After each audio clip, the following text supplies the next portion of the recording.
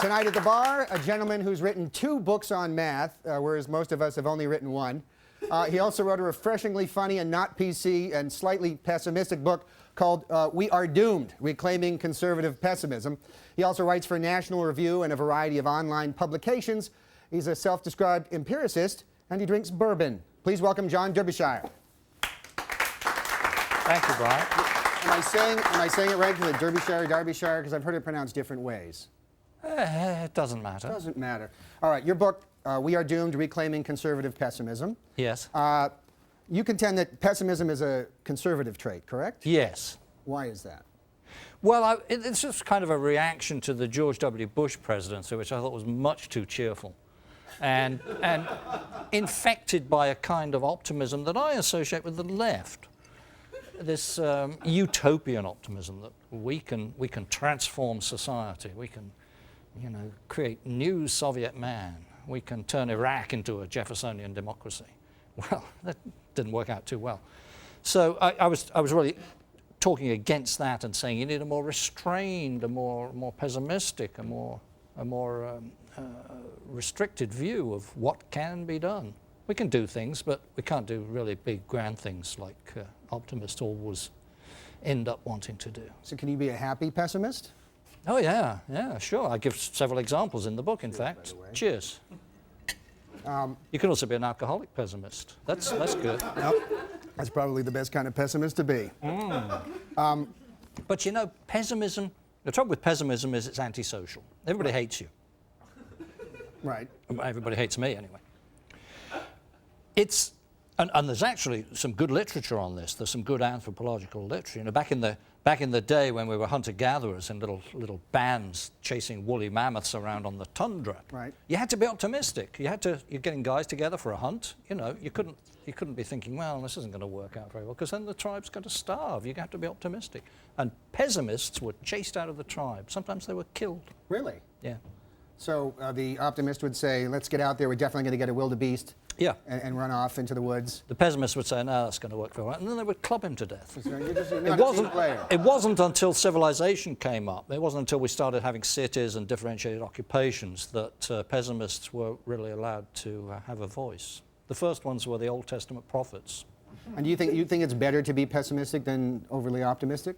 Well, I guess what would be worse, overly pessimistic or overly optimistic? Well, both things are bad. The middle way is always the right way. But society at large needs a ballast of pessimism if it's not going to float off into cloud cuckoo land and try to do impossible things. It needs a pessimistic ballast. A healthy society needs pessimists. It doesn't have to love them, but it needs them. So in 2008, when the Democratic campaign, Obama's campaign, came out with the HOPE slogan, how did that make you feel as an apparent pessimist? Well, I actually say in the book that I'm trying to promote the audacity of hopelessness. Oh, really? I can see why more people would be drawn to the hope message. Yes. Are you optimistic about this lineup of GOP candidates?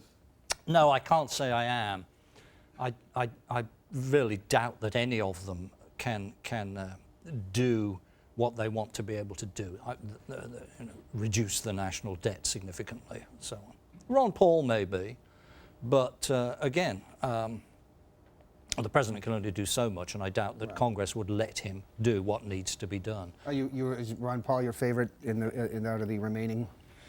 I have issues with Ron Paul. I disagree with him about drug legalization. I disagree with him about immigration, and on some points about foreign policy. But yeah, I'd have to say he's the best of a bad lot. I mean, he does seem to be the guy who gets, as far as is kind of rooting on the behalf of the population as a whole, and I think that's why he's appealing to a lot of different people from all over the spectrum. Yeah, and he's the guy who wants American policy to be targeted to the benefit of Americans, right? Which is quite a new idea nowadays.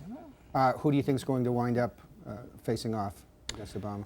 We'll get Romney, I'm pretty sure about that. Even though, what about the moon base? That's a popular idea. Yeah. Might be expensive. Yeah, I actually I have a little radio spot on National Review Online, and I actually in this week's broadcast I actually costed it. I think I got it at $100 trillion. 100 trillion for them, and was that an accurate cost, or is that the proposed cost that you get to for people to sign off on the bill before it becomes triple what it was? It's accurate, Brian. I'm Is a it? mathematician. Oh, you're an empiricist. Yeah. What is an empiricist? You basically, I've seen you describe yourself in past interviews as an empiricist. Well, in politics and human affairs, an empiricist, if you want to find out what people think and what people believe and what people want, there are two ways you can go about it. A, you can ask them, which is what opinion polls do. Or B, you can observe their behavior. And it's a very sad fact about human nature that if you apply both methods to the same situation, you tend to end up with two different answers. I'm in favor of just observing what people do. So, and as you've got a mathematics background, so you're drawn towards numbers and I guess the reality of numbers? Yeah. Is that fair to say? I love that Herman Cain 999. Huh? Great number. So that rang true to you? Yeah. Until you looked it up and figured out that probably wouldn't work? Well, yeah. There's always that. But it was kind of refreshing, wasn't it? I mean, he was that pizza entertaining. song. Yes. Imagine there's... That was lovely. Yeah, no, he was did CeeLo change the lyrics to that too? What? CeeLo changed the lyrics to the pizza song too. Ah, okay. So, New Year's Eve reference. Does Romney have a song? Does Gingrich have a song?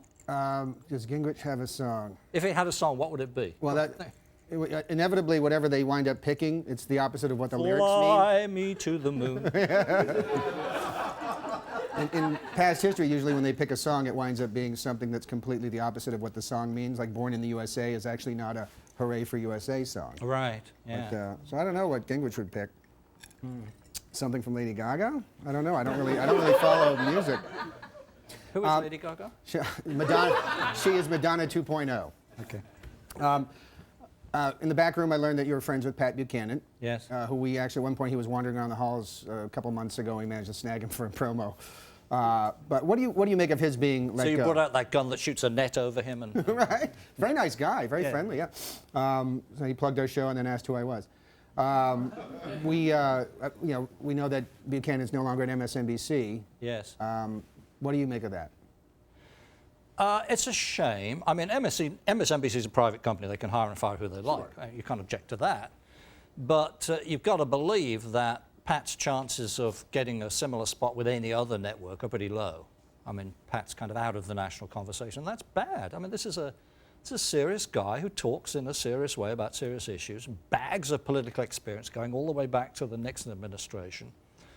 And he's being shut out of the national conversation. He's a fellow pessimist, is he not? Because I know that the last was Suicide of a Superpower was his last book, or was it the preceding book? Yeah, he does. He's written quite a few. We're in trouble now. We're all wrist gonna die. slitters. It's on fire. Planes crashing. Help. Yeah. All right, we're going to have to wrap But you this know, up. I mean, what he's saying, what they fired him for, he's saying, okay, American exceptionalism. Yep, we're exceptional, but we didn't come out of nothing. The United States didn't come out of nowhere. We came out of Europe. We came out of European Christian civilization. And if we stop being European and we stop being Christian, then we're going to be some different kind of country. Now, that might be right or it might be wrong, but that's an important thing to talk about, and we ought to be able to talk about it. We don't have to yell at each other, and Pat never does yell. But you know, that's part of the national conversation, or it should be. And if you're shut out from the major media for saying things like that, we've lost something important. So are you going to get angry at me when I say we're out of time? Well, as a pessimist, I knew we would be. Thank you very much, John. Oh, thank you, Brian.